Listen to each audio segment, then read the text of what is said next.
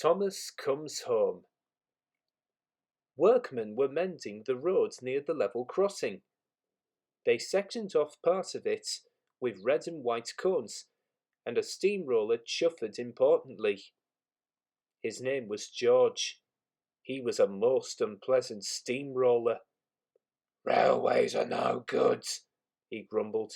Turn them into roads. Nonsense, said Daisy one day. No one could reach the village in the valley without our railway. I'd build a road along your old tracks, said George. Nothing to it. My mates have done it all over the place. Daisy told Percy and Toby what George had said. Toby was worried, because he knew George was right.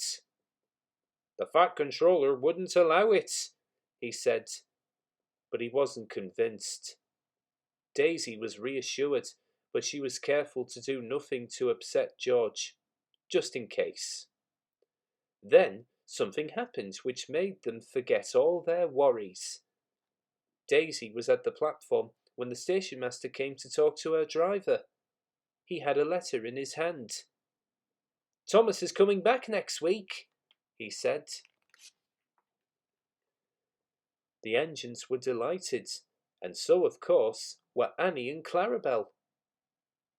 The Fat Controller is holding a welcome home celebration at the junction, Daisy told George. Lot of nonsense, he snorted. Makes no difference.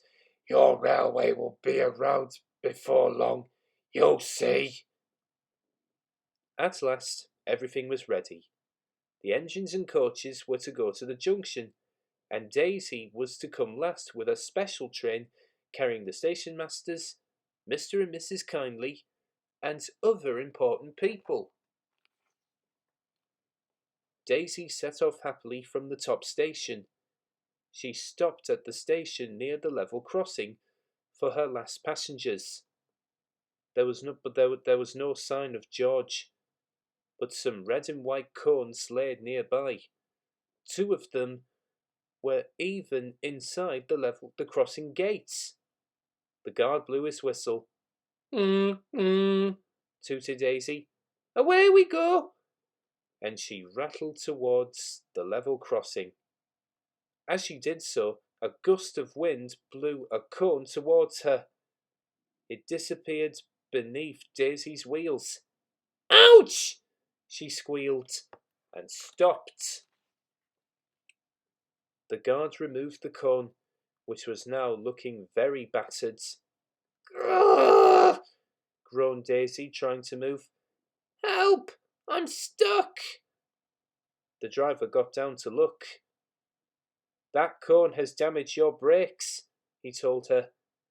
They've jammed hard. Oh no, wailed Daisy. Now the passengers won't get to Thomas's welcome in time.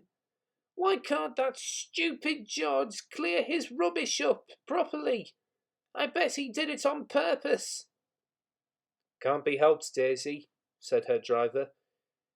We'll do what we can. A fitter came, and 3 men worked hard while Daisy stood and fretted. We're going to miss Thomas. I know we are, she fumed. But at last the job was done, and Daisy set off with a roar. As they came near the junction, Daisy could see a large crowd on the platform.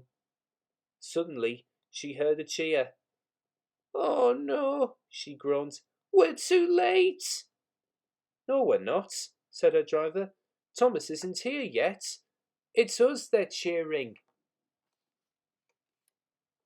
Just then, the signal arm dropped and a familiar whistle sounded in the distance. Thomas came into the station. He looked tired, but he was smiling broadly. He carried the plaque which the National Railway Museum had given him. Welcome home, Thomas, said the Fat Controller. We are all proud of you and delighted to see you safely back. Especially Annie and Clarabel. Everyone laughed, and the Fat Controller held up his hand for silence. "Three cheers," he called, "for Thomas, our famous tank engine! Hip hip, hooray! Hip hip, hooray! Hip hip, hooray!"